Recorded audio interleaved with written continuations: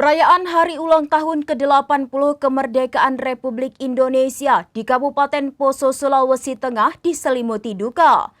Gempa bumi berkekuatan magnitudo 6 yang mengguncang pada Minggu pagi 17 Agustus 2025 telah menelan 1 korban jiwa dan menyebabkan puluhan rumah hancur.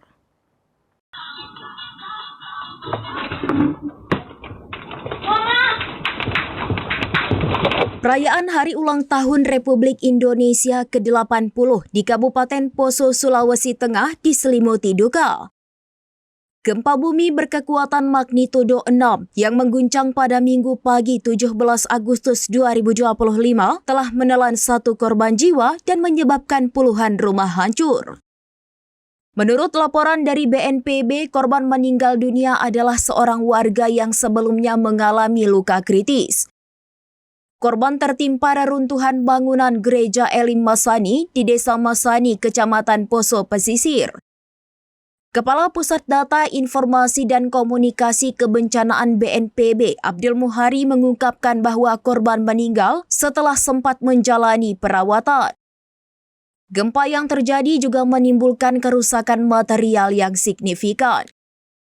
Data sementara dihimpun BNPB menunjukkan setidaknya 45 unit rumah warga rusak dengan rincian 12 unit rusak berat dan 33 unit rusak ringan.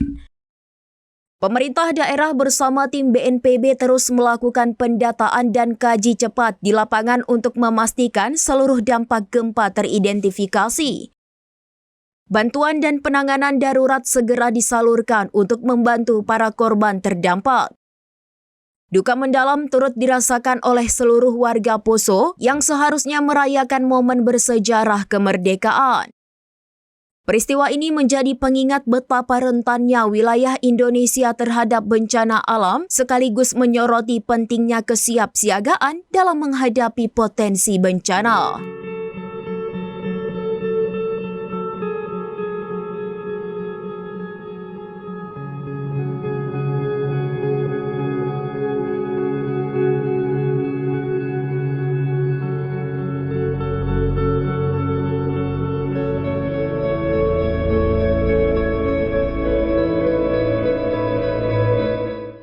Demikian informasi terkini Syederalun, saksikan terus informasi lainnya. Jangan lupa like dan share seluruh akun serambinews.com.